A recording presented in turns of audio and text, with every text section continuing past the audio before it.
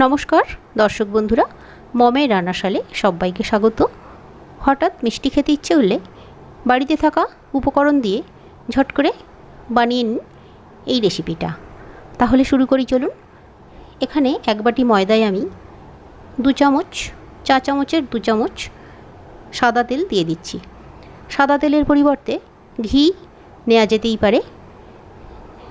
এরপর সাদা তেলটা দিয়ে আমি একটু ভালো করে চামচ দিয়ে মেখে তারপর এর মধ্যে দেব সিদ্ধ করা রাঙালু, একটা মাঝারি সাইজের রাঙালু সেদ্ধ, সেটা এর মধ্যে দিয়ে আমি মাখিয়ে নেব বেশ ভালো করে।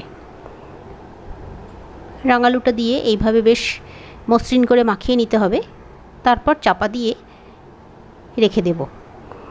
সেই ফাঁকে আমি চিনির সিরাপটা তৈরি করে নিচ্ছি।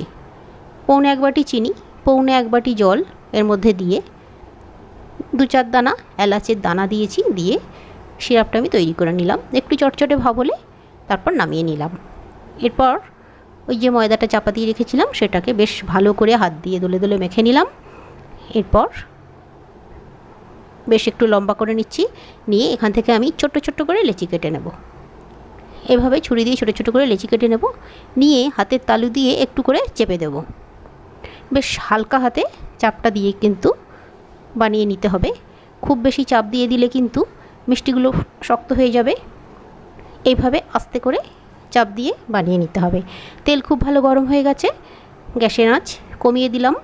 দেওয়ার পর মিষ্টিগুলো সব এর মধ্যে ছেড়ে দিলাম, দিয়ে লো টু মিডিয়াম ফ্লেমে আমি ভাজবো। এগুলো ভাজতে আমার সময় লেগেছে 15 থেকে 18 মিনিটের মতো। এরপর একটু বেশ ফুলে ফুলে উঠছে, দেখুন একটু ফোলা ফোলা হবে। তাহলে কি হবে, এইভাবে আস্তে আস্তে ভাজলে কি হবে, ফোলা ফোলা হবে আর নরম হবে, এর মধ্যে খুব ভালোভাবে রস ঢুকবে, তাহলে খেতে ভীষণ ভালো লাগবে। গরম অবস্থাতেই কিন্তু রসের মধ্যে দিয়ে দিতে হবে। সবগুলো মোটামুটি বেশ আমার লাল লাল করে ভেজে নেওয়া হয়ে গেছে। এর থেকে বেশি লাল করলে কিন্তু চুঙে যাবে, ভালো লাগবে না খেতে। ঠিক এই পর্যায়ে তুলে নিতে হবে। এরপর আমি রসের মধ্যে সমস্ত মিষ্টিগুলো দিয়ে দেবো, দিয়ে উল্টে পাল্টে দেব চামচ দিয়ে। আধ ঘন্টার মতো রেখে দিলেই মোটামুটি খাবার জন্য রেডি হয়ে যাবে মিষ্টি।